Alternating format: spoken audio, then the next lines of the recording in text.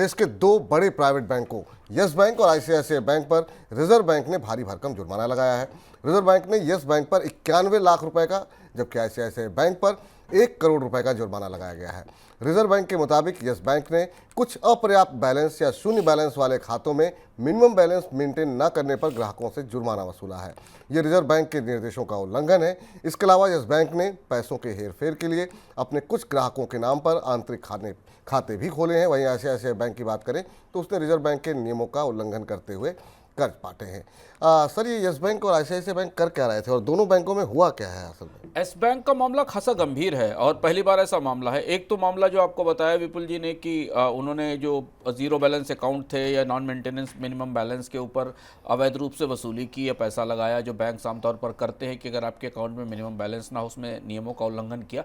पर इससे ज़्यादा गंभीर बात इस बैंक के भीतर से निकल कर आई है, जो आने वाले समय में एक बड़ा मामला भी हो सकती है। ऐसा दिखता है कि एस बैंक ने अपने कर्मचारियों के नाम पर और कुछ ग्राहकों के नाम पर अनऑथराइज्ड ढंग से अकाउंट खोले हैं, जिसमें फंड पार्क किए गए हैं और कस्टमर के ट्रांजैक्शंस को उनके जरिए कराया गया है। और ये कुछ इंटरनल अकाउंट थे इस बैंक के, जो कुछ ग्राहकों के नाम से खोले गए। ये अपने तरीके का पहला मामला है। रिजर्व बैंक ने इस पूरे मामले में विस्तृत जानकारी नहीं दी है, पर बड़ा जुर्माना लगाया है इस बैंक पर। करीब 91 लाख रुपए का जुर्माना लगाया गया है। ये मामला और भी बैंकों में हो सकता है इस तरीके की। अगर एक बैंक ऐसा कर रहा है कि लोग ग्राहकों के नाम से अवैध रूप से या अनऑथराइज्ड अनधिकृत रूप से अकाउंट चला रहा है, तो मामला दूसरी जगह भी हो सकता है।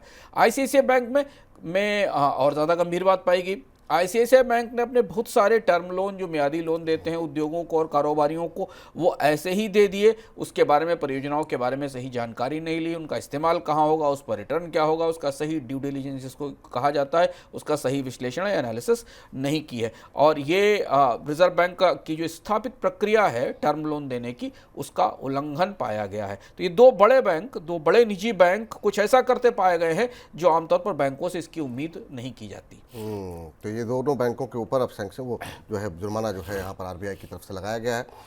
मार्केट रेगुलेटर सेबी ने एग्रीकल्चर और एग्रीकल्चर प्रोसेस कमोडिटीज़ पर ऑप्शन लॉन्च करने के लिए जरूरी एवरेज डेली टर्नओवर को पहले के 200 करोड़ रुपए से घटा करके 100 करोड़ रुपए कर दिया है। सेबी ने कहा कि यह बदलाव 1 जून से प्रभावी होगा। बाजार के सहभागियों से मिले सुझाव और सेबी की कमोडिटी डेरिवेटिव सलाहकार समिति से चर्चा करने के बाद सेबी ने यह फैसला लिया है। सर, सेबी को ऐसा करने की आवश्यकता क्यों पड़ी? सेबी काफी समय से इस बात पर विचार कर रहा था विपुल जी की एग्री कमोडिटीज में इस ऑप्शन की और फ्यूचर्स की ट्रेडिंग बढ़ाई जाए, क्योंकि वो सीमित स्तर पर है और ये काफी खासा बड़ा और बोल्ड फैसला है। इसका असर में आने वाले समय में एग्रीकल्चर प्रोड्यूस की कीमतों पर भी, उनके भाव पर भी दिखाई देगा, क्योंकि अब ऑप्शंस की सीमा आधी कर दी गई है, 200 करोड़ से घटाकर 100 करोड़ कर दी गई है। यानी अब बड़ी संख्या में एग्रीकल्चर कमोडिटीज में सौदे हो सकेंगे और फ्यूचर्स के कॉन्ट्रैक्ट हो सकेंगे। लेकिन इसके अलावा सेबी ने जो बाकी कमोडिटीज हैं, नॉन एग्रीकल्चर कमोडिटीज हैं, उनके लिए 1000 करोड़ की सीमा तय करके रखी है। और अब 1 जून के बाद आपको कृषि के वायदा बाजार में गतिविधियां थोड़ी ज्यादा तेज होती दिखेंगी और टर्नओवर बढ़ने की संभावना है।